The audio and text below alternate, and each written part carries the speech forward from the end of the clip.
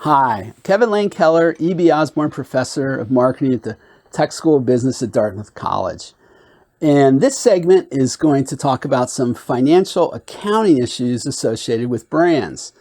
And what I'm going to do is summarize some work that I've done with the late, great Roger Sinclair from South Africa, who was a very talented and very sharp and astute observer of marketing and branding and the financial implications of that. So, important topic. There needs to be more attention, I think, paid on this.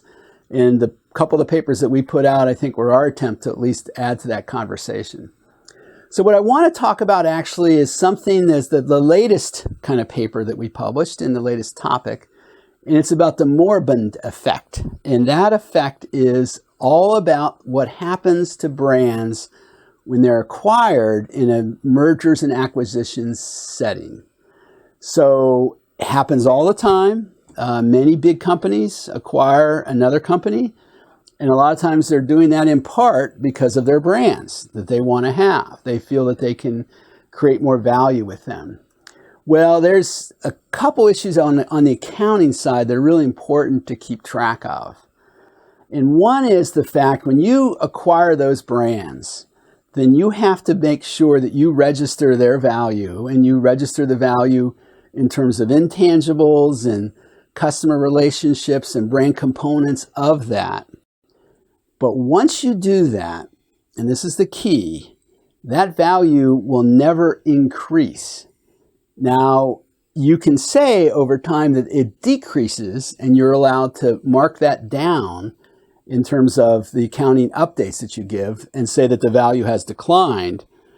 But no matter what you do and how well you market those brands, their value is never going to change on those balance sheets. So they're in effect fixed, and that's where the term comes from. So the idea is that you really can't, from an accounting standpoint, you're not going to be able to accrue any additional value, and it makes it harder for investors to maybe appreciate how well the brands are doing or not doing. So one of the recommendations we made in this this paper was that we feel that senior management and the leaders of the company in their annual reports need to, in this section that's the management discussion and analysis in the annual report, needs to reveal and share some of the performance of the brands that otherwise you would never know based on the balance sheets, because nothing changes there for these acquired brands over time. And the value of a brand is what you do with it. So that's so important. Two different companies could buy the same brand and have completely different results. And one of the stories I like to tell when I teach, I talk about Snapple. And Snapple was bought by Quaker Oats for $1.7 billion at one point. 3 years later, sold for about $300 million. And then only about 3 more years later was the company that bought them, called Triarch, sold them to Cadbury Schweppes, the company of which the Snapple component was estimated to be about $1 billion. So what's Snapple worth? Is it worth 1.7? Is it worth 300 million? Or is it worth $1 billion?